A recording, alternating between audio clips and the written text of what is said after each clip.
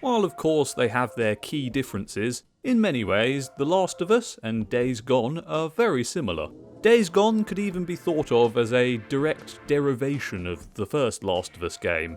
You could pitch Days Gone as The Last of Us, but open world. Both games are set in the same type of post-apocalyptic, zombie-infested world. The aesthetics are very similar. The gameplay mechanics are more or less the same for each game, with, for the most part, only minor differences. There's even a female character called Sarah in both, the memory of whom haunts the main character of each respective title. And what about the main characters of each game? What are their similarities and differences? Who's the more formidable hero? If they were to meet, who would win in combat? I think this could be a pretty tight competition, so let's get into the analysis, shall we? We'll start by talking about Joel. Joel is a veteran of a decades-in post-apocalypse. The first Last of Us game establishes him to have been existing in a hellish, zombie-infested world for 20 years, and while having the option to stay behind the walls of the safe zone he's a resident of, in order to make smuggle runs, he regularly makes the choice to venture out into the chaos of the wild where zombies roam. The circumstances inside this safe zone may be better than outside, but it has its own issues. There's shown to be a prominent criminal contingent within it, a milieu Joel is actually a part of. As a result, violence is common within these walls. People get murdered casually, and knowing how to fight is important.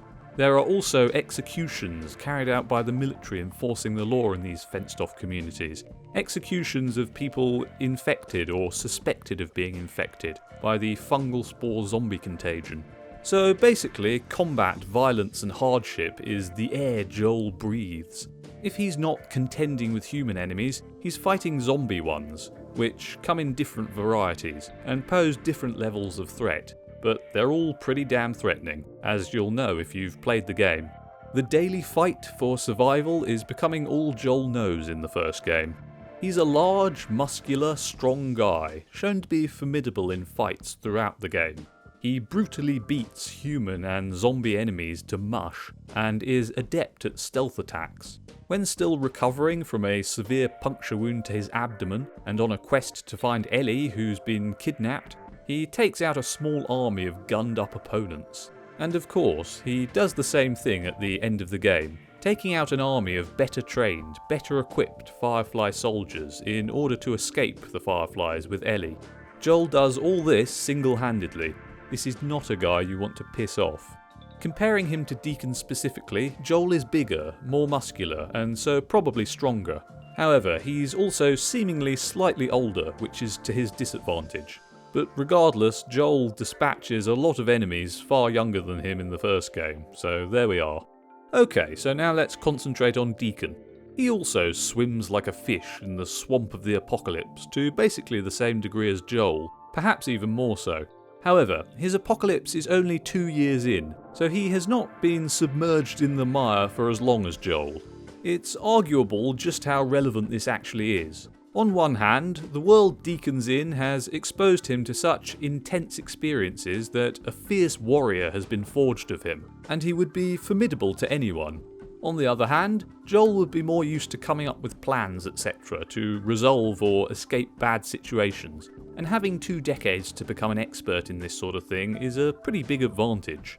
Both characters are shown to have similar skills when it comes to strategizing attacks on enemies, and Deacon seems as adept at Joel as stealth attacks, given that stealth is roughly equally encouraged when playing as each of these characters. I say roughly, as stealth is encouraged slightly more for Joel a lot of the time because of the clickers he has to contend with, and how much harder they are to take out when they're aware of your presence. But even so, Deacon engages in stealth attacks all the time, and the difference between the two characters' abilities here seems negligible. However, adding to the list of Deacon's advantages, he's a former soldier who served in battle, and so has military training. He's probably more experienced, proficient and knowledgeable in a wider range of firearms. This seems to be demonstrated by the fact that he uses a vaster range of them than Joel. Since Deacon is a former soldier, he perhaps has a more in-depth education in handling such weapons, and he may be better trained in combat strategy. Although, to reiterate, Joel seems proficient here too, having learnt through experience. Everyone's a soldier in the apocalypse after all. Both men are seemingly in shape, forged to be by contending with the extreme dangers of their post-apocalyptic worlds. But Deacon regularly, voluntarily takes out hordes of dozens to hundreds of freakers, these being the zombie-like enemies of the Days Gone game, letting them chase him around large areas for long periods of time as he gradually chips away at their collective mass until wiping them all out via various tactical and violent means. So he might be the slightly fitter of the two men. Deacon's seemingly slightly younger, as mentioned already, which would also suggest that he might be slightly fitter. In spite of this, to reiterate another point, Deacon is not as muscular as Joel, so Joel is almost certainly stronger. Okay, so with that all laid out, let's get to the meat of the matter. I suspect in a hand-to-hand fight, the contender more likely to emerge the victor would be Joel. He's bigger and probably stronger, he's been shown to be ferocious in these kinds of fights. He's also got a background as a bit of a scoundrel, ambushing and robbing people, etc. He's been on both sides of that line, as he told Ellie, so he's clearly willing to be devious when necessary and fight dirty. There's no reason to think Deacon wouldn't also fight dirty, and he's been shown to be totally merciless at times, executing enemies and claiming to enjoy it.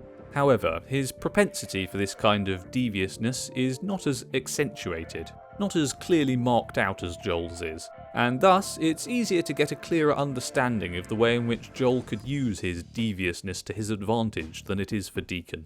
Deacon does actually have a sense of honour and a moral code which he doesn't like breaking, shown when he explains that he prefers not having to kill women. There's no telling what other areas this moral code creeps into, and how it might make him hesitate to cross certain lines in certain scenarios. Joel is not shown to have any kind of moral restraints like this on what he's willing to do, so he may have the advantage here too. However, in a more tactical battle, like a firefight, or something involving long-range weapons, I think Deacon may have the edge, given his military background, and the fact that he's shown to be so proficient with such a vast arsenal. While Joel may have learnt how to handle these firefights and tactical situations well, Deacon is trained for them specifically, and he has the real-world experience to complement that training, so I suspect he'd be the more probable victor there. Really, this is a hard one to judge, because the differences mentioned between the two characters are so small, and the men are consistently shown to have similar levels of capability in mostly the same types of scenarios. Overall, these men are approximately equally matched, so if they were to fight, either could emerge the victor in a range of circumstances. A hand-to-hand fight, or something more long-range and strategic, like a firefight, and other scenarios as well.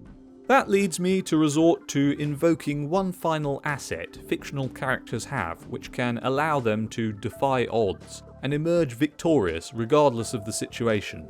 Popularity, fan appeal, audience adoration, etc. And in this domain, I think it's fair to say that Joel probably wins overwhelmingly. He's got a much bigger fan base. This means that if a fictional face-off were ever constructed, the preferences of more people for Joel would probably mean he would be written to win the fight.